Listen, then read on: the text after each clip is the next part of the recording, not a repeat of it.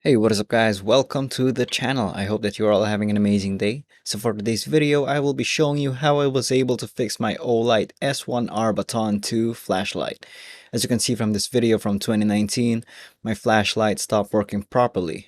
It won't charge, it won't turn on, it blinks once or twice but won't work as how it should.